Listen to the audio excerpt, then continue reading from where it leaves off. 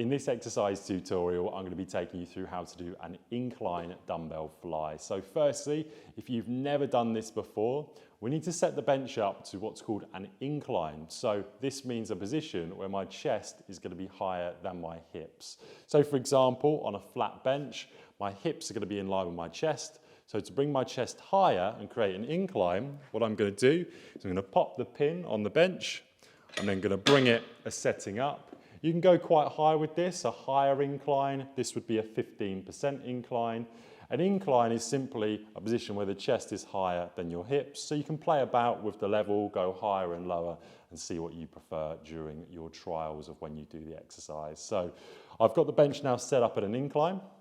What I want to do, of course, is work my chest, and I'm going to be bringing the dumbbells into a position where they're above my chest, coming out with the dumbbells away from my body and back in to complete the movement. So I get the dumbbells either side of my feet. If you're doing really heavy dumbbells, what I don't want you to do is get into the habit of just picking up the dumbbells with a rounded back and then putting them onto your thighs or knees.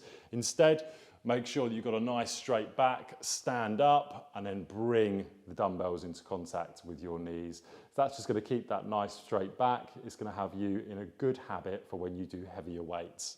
From here, I'm in a position where I lock the elbows in. I'm going to come all the way back. And notice now my elbows are tucked into my body, and I'm going to push these dumbbells directly up.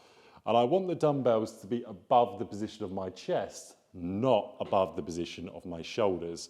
Remember, you're at an incline, so the dumbbells are going to be at an incline as well, in terms of you're not going to have a completely straight arm, so they're going to be slightly away from your body in line with the chest. From here, you're going to bend your elbows slightly, and then from this position, keep a slight elbow bend as you slowly bring the dumbbells away from your body. As soon as the elbows are in a position where they're in line with the shoulder or just below, you're then going to come back up.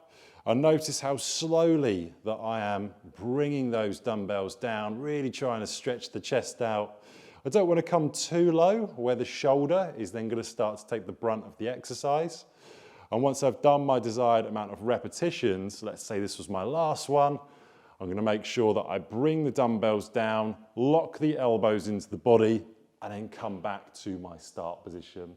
So just to go through that again, what we want to do is lock the elbows in, come all the way back, push the dumbbells up. We want to be in a position where we're directly above the chest with those dumbbells. From here, soft bend in the elbow, so we're not completely locked out. And then when we come down, we're trying to keep the weights in a position where there's a nice straight line away from the body and back in. Of course, when you're done, dumbbells down, lock the elbows in, return to the start position, and you can pop the dumbbells on the floor. You would repeat that for your desired amount of sets and repetitions. Play about with the angle on the bench to see what you best prefer in terms of what works your chest most, and that is how to do a dumbbell fly on a bench with an incline.